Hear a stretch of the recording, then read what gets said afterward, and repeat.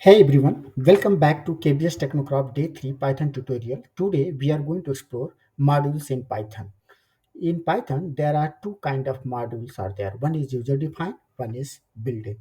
In later part of this video, we will try to understand what are the modules and what is the user defined and what is the built-in modules. Before we dive into today's video, I just wanted to take a moment to invite you to join my channel KBS Technocraft. If you like what you see, please consider hitting the subscribe button and turning on the notification bell so you will never miss video.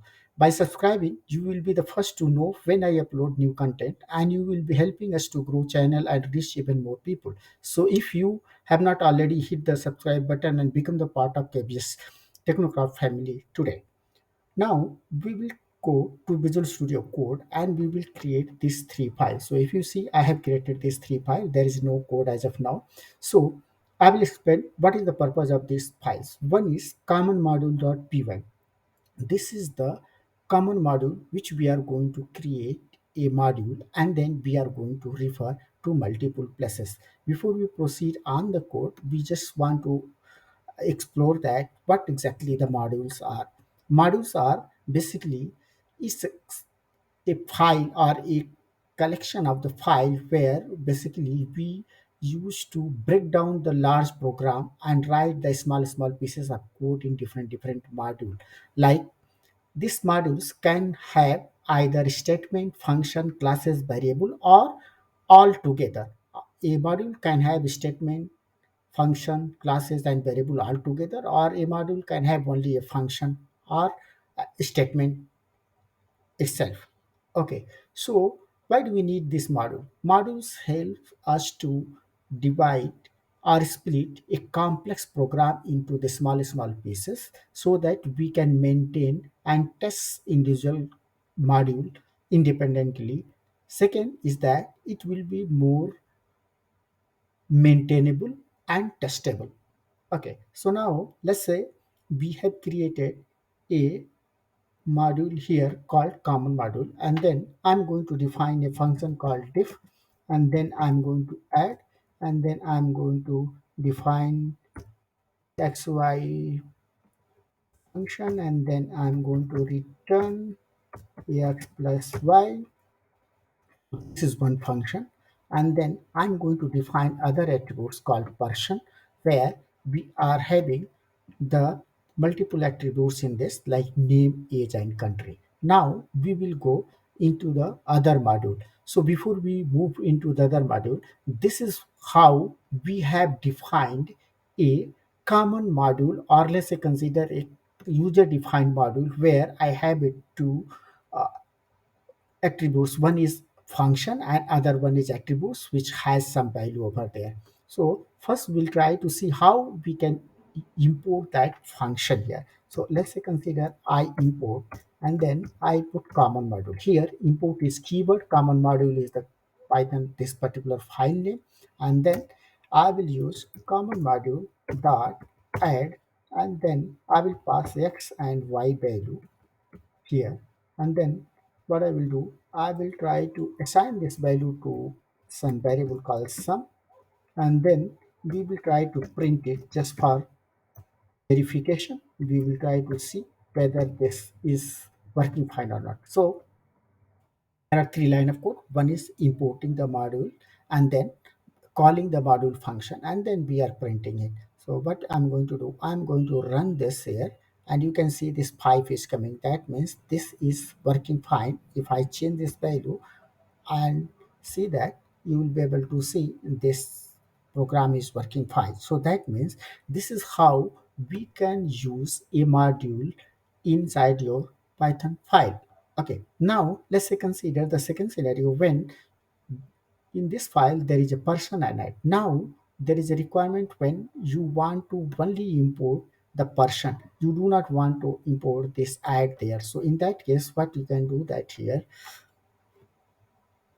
from where you want to import it, common module, what you want to import it, import now person. Okay, then I will print then person directly. So what I'm doing, I'm just importing person here, and then trying to print it. When I do the print, it should give me the person detail here. So if I run this, I'm able to get this person information here. Now let's say consider you want to display the person name here.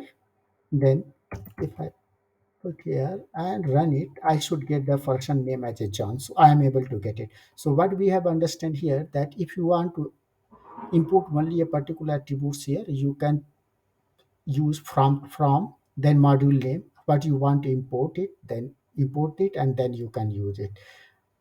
Now we will see the next step. This is the user defined module. Now let's say consider you have a file where you want to use the built-in, let me build in modules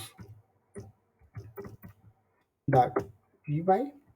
Okay, so if you have already gone through my previous video, you will be able to see this, but I'm trying to explain once again here. So let's say consider you have a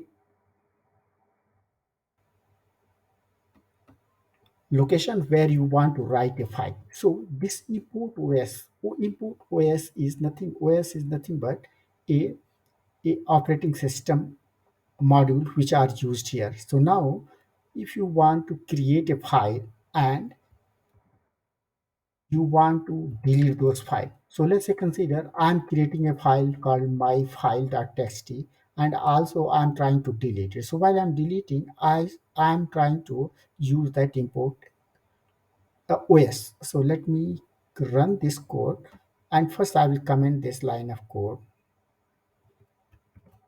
Okay, and run it.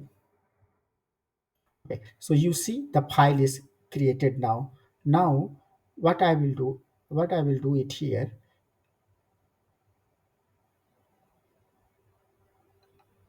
what I will do it here, I will try to delete this file. So I will comment the creation part of that, and I will try to delete this file. When I run this, the file should get deleted.